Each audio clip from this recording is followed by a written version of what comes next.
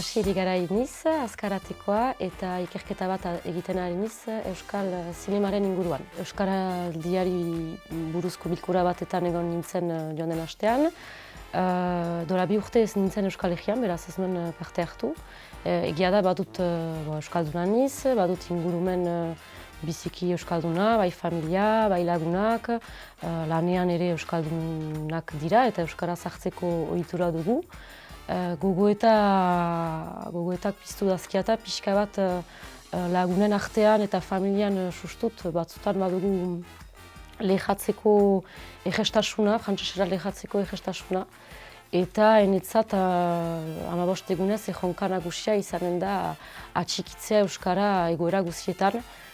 Eta ez beti hiztegiaren gatik edo espresione batzu sartuz beti erdararat lehatzeko joera hori ukaitea hori gelditu nahi nuke.